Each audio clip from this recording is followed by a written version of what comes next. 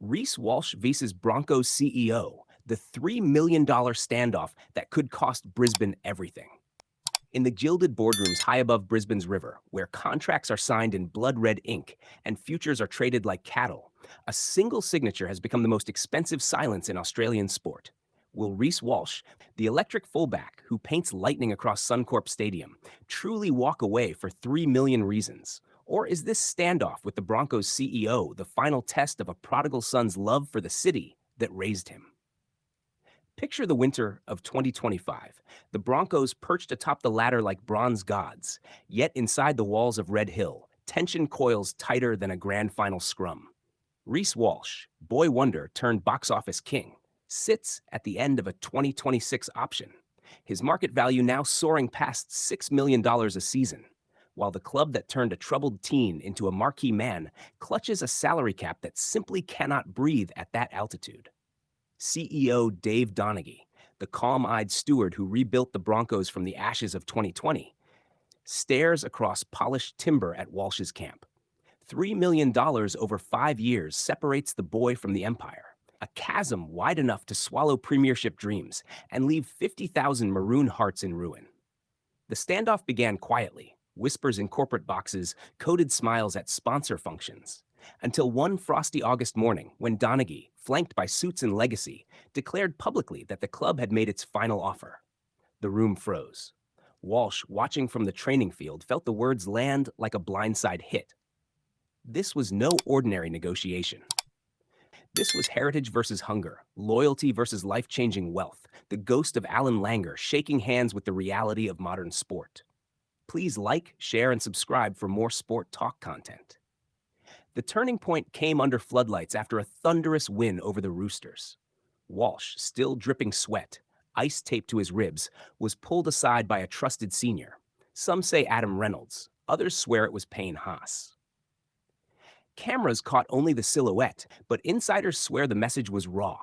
Brother, 3 million is on the table elsewhere, but this jersey, this place, it's bigger than money. Reece's eyes, those same eyes that stare down 100-kilogram chargers without blinking, glistened. For the first time in months, the bravado slipped.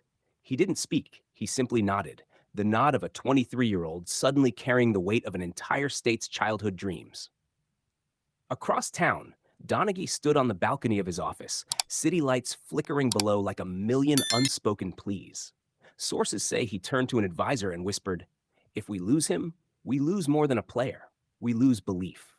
In that moment, the CEO wasn't a suit. He was a Broncos tragic who grew up idolizing the same maroon jersey now hanging in the balance. The aftermath detonated across Queensland like a grand final siren. Social media became a battlefield. KeepReece trending alongside heartbroken montages of his 2025 highlights. The flick passes, the cover tackles, the try that sent Penrith crumbling. Talkback radio choked with callers in tears. One elderly fan simply said, "He's the reason my grandson fell in love with the game again." Newsrooms feasted. Dollar figures were splashed in bold. Dolphins circling, Warriors preparing war chests, even the Roosters licking wounds and dreaming revenge. Every headline carried the same unspoken dread. Brisbane without Walsh is a sky without lightning. Yet beneath the noise, a deeper resonance stirred. This wasn't just about money. It was about identity. Walsh is Red Hill's prodigal son, recruited broken, rebuilt into brilliance, inked with the Broncos logo across his heart. To let him walk would scar the club deeper than any wooden spoon. Fans gathered outside the training center, holding handwritten signs that read, "You promised us forever, Reece," and "Maroon runs in your blood."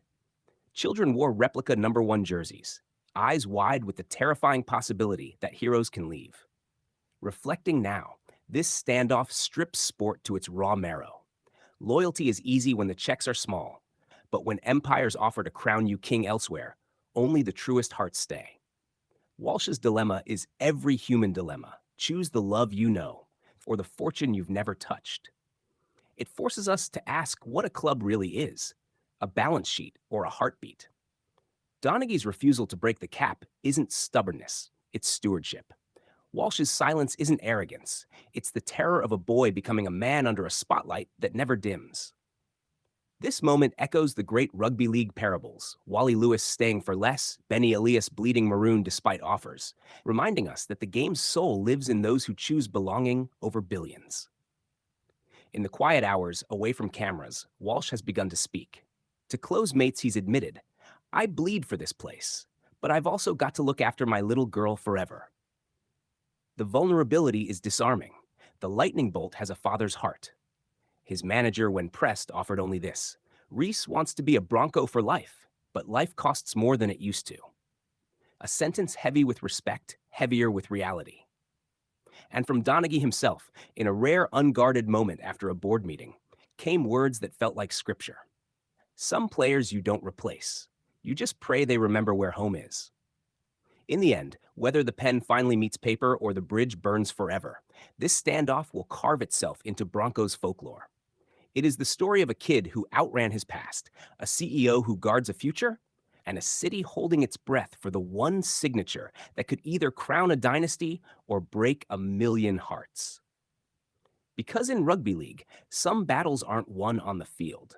They're won in the quiet moments when a boy looks at the jersey that saved him and decides whether love, raw, reckless, maroon love, is worth more than 3 million pieces of silver.